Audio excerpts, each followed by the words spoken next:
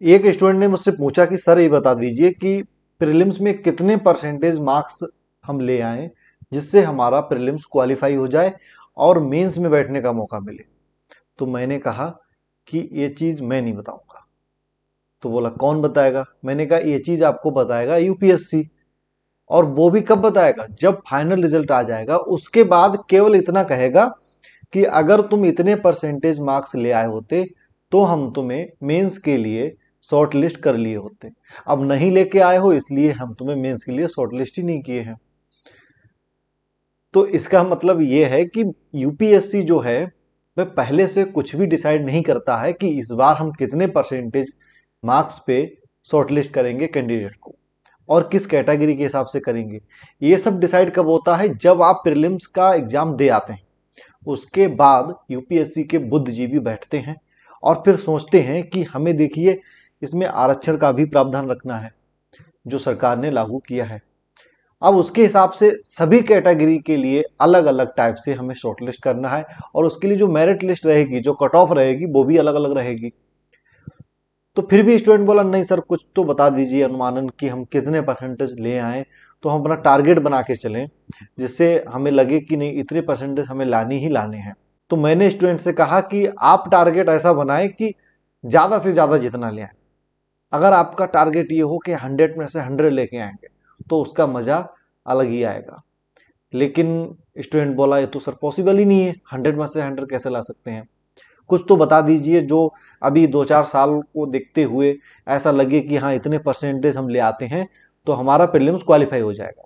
तो मैंने कहा चलिए कोई बात नहीं, आप लोग भी समझ लीजिए कि आखिर एक अनुमानन कितने परसेंट लाने पर आप प्रीलिम्स एग्जाम को क्वालिफाई कर जाएंगे और मेंस में आपको बैठने का मौका मिलेगा।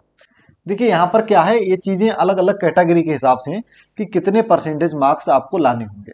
सबसे पहली बात एक समझ लीजिए, एक बेसिक चीज है कि 2017, 2018, 19, 20, 21, 22, ठीक है, इन सब में अगर आप देखेंगे तो आपको क्या मिलेगा? इन सबको देखेंगे तो मिलेगा कि कुछ भी फिक्स नहीं है कि 17 में अगर कुछ रही है कट ऑफ तो 2018 में कुछ अलग हो गई है, 19 में कुछ अलग हो गई है, 20 में कुछ अलग हो गई है, 22 में कुछ अलग, 21 में अलग, सभी ईयर का अलग अलग रहा है अपना। देखिए हम अगर एक अनुमानन की बात करें कि थोड़ा सा तो बता दीजिए कि आखिर कितने परसेंटेज हमें मार्क्स लाने होंगे प्रीलिम्स में। तो समझिए, जनरल वाले,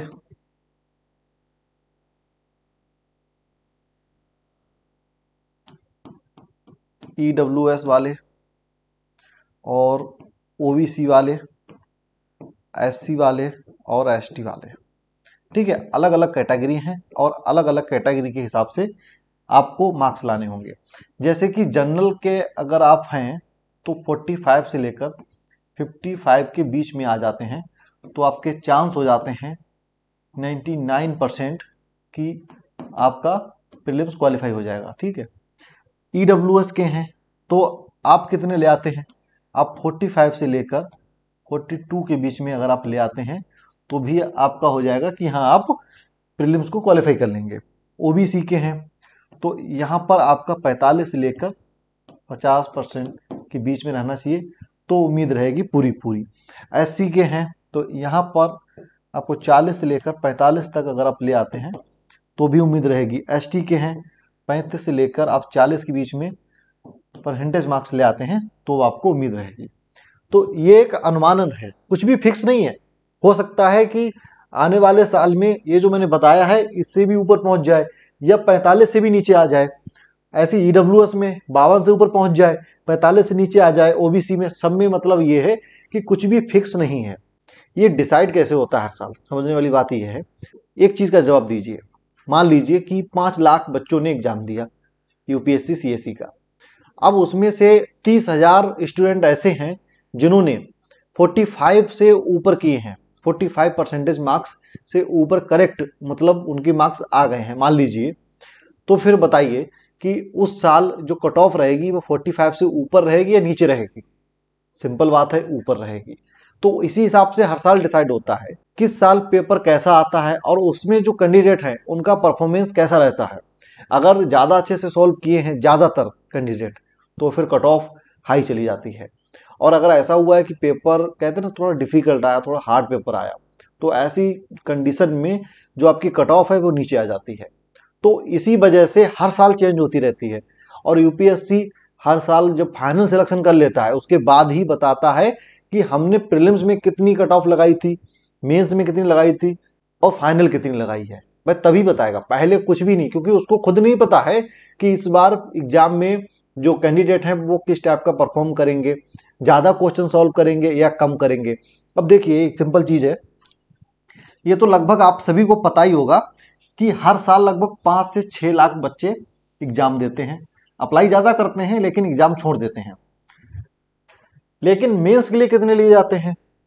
8,000 से लेकर आपके 12,000 के बीच में मेंस एग्जाम के लिए लिए जाते हैं। मतलब समझिए कि 5 लाख में से केवल 8 से 12,000 के बीच में कैंडिडेट लिए जाते हैं।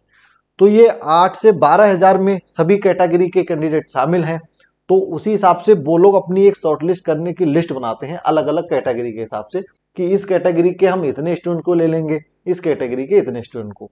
तो ये हर साल चेंज होता रहता है। तो इसलिए थोड़ा अनुमानन आपको अंदाजा लग गया होगा कि आईएएस 50% अगर आप मार्क्स ले आते हैं तब भी बना जा सकता है, मतलब मेंस में पहुंच सकते हैं। बाकी को 2 प्रोसेस तो बचते ही हैं आगे भी, अभी तो केवल प्रीलिम्स क्वालिफाई किए हैं। लेकिन हाँ एक चीज वही है कि अगर आप प्रीलिम्स क्वालिफाई कर लेते हैं तो इसका मतलब यह है कि आप हाई कंपटीशन में से निकल आते हैं। मतलब 5 लाख लोगों में से आप 8,000 में आ गए, तो फिर तो मेंस में आपको क्या करना है, केवल 8 से 12,000 लोग हैं, उनके बीच में आपकी कंपटीशन होगी। और यहाँ पर 5 लाख थे, तो इसलिए जो प्रीलिम्स है वो ज्यादा डिफिकल्ट रहता है मेंस के मुताबिक, कंपटीशन के मतलब वो स्ट्रक्चर में यहाँ पे ज्यादा डिफिकल्टी रहती है। तो डाउट क्लियर हो गया होगा, अंदाजा लग गया होगा, अनुमान भी लग गया होगा। तो इसलिए अब अपनी टोटल तैयारी पे फोकस करें और कहीं पर भी फोकस ना करें, कोई डाउट नहीं रहना चाहिए। और हाँ डाउट आ रहे हैं तो आप सही चल रहे हैं। देखिए डाउट आना स्वाभाविक सी बात है, जब भी आप किसी भी चीज के बारे में आप जानने की कोशिश करते हैं तो उसके बारे में डाउट आते ही रहते हैं। डाउट आएंगे, उनके लिए आप ढूंढेंगे कि उनका आंसर मिले, आंसर मिलेगा मतलब नॉलेज बढ़ेगा, तो ये अच्छी बात है। और ऐसे ही जब आप हिस्ट्री पढ़ें, जियोग्राफी पढ़ें, इकोनॉमी पढ़ें, पॉलिटिकल साइंस पढ़ें, तब भी डाउट आने चाहिए और उनको भी ढूंढने की कोशिश करो, नोट्स बनाओ, सारी अच्छी तरीके से तैयारी करो।